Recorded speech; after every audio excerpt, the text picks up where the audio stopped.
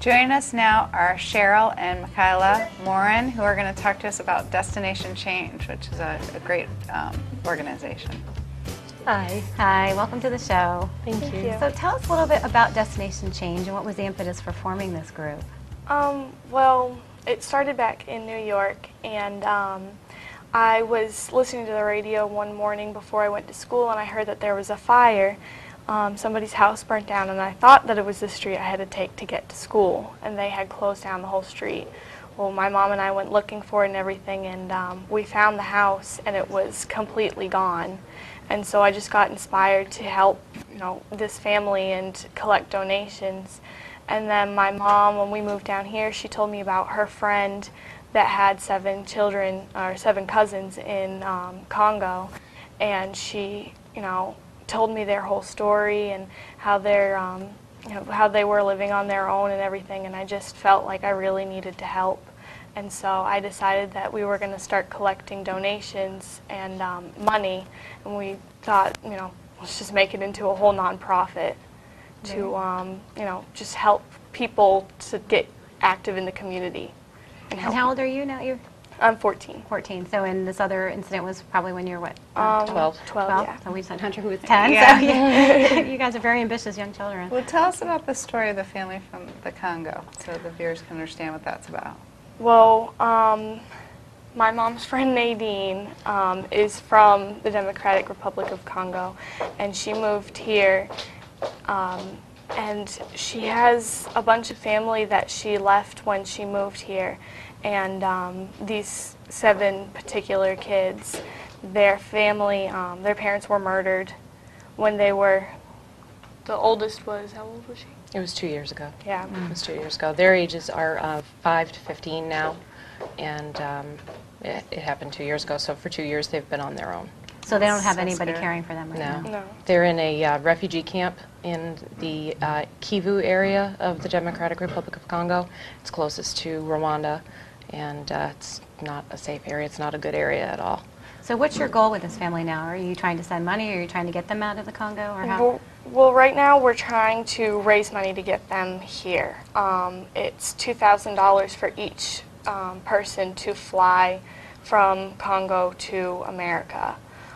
So we're trying to raise at least $14,000 to get them here so that they can live with their aunt and uncle instead of living on their own. And that's a huge undertaking then. So what is the process to do that? I mean, you can't just send a plane ticket over. No, basically what's going to happen is my friend Nadine's father, who is the children's uncle, plans to travel down to the Democratic Republic of Congo. He will arrive in Kinshasa, which is the capital city, and that's in the southwestern area of the country. And then he has to trek from there northeast to the Kivu area, which is kind of a perilous journey. Get up there and locate the children in the refugee camp, then take them in the reverse trip back down to Kinshasa. Once he's down there, he's going to nurse them back to health and whatever medical issues may be presenting at that time, since they've been alone and conditions are very, very poor. They're starving, without a doubt. They're only eating every other day at this point, and that's the last that we had heard. Once they're nursing them back to health, working on any paperwork that is necessary for their visas, getting their medical clearance, and then it's $150 for each child for a 1-month visa. That gets them to America. And then once here, it will be determined that they are orphans, and these are their blood relatives, and they're the only people in the world for them, to care for them. So and they will be legal fees with that, right? Yeah, there will be some legal fees involved. I don't know the extent of all of it, aside from the $150 per child for the visa, for the 1-month visa, and the $2,000 for airfare. I don't know what else it would cost for travel, for medical costs, to take care of them in the meantime. Nadine has told me that it can take up to 6 months for this process before we can get them to return here. And I just wanted to make sure that in everything else that he has to worry about, he has to be concerned with 7 children's safety, Right. as well as his own, and to return here safely and get them healthy and everything else that's going to present, because these children have seen horrors that we can't even imagine. Right. So there's going to be a lot of rehabilitation mentally and you know, adjusting back into a different type of society that they've never known.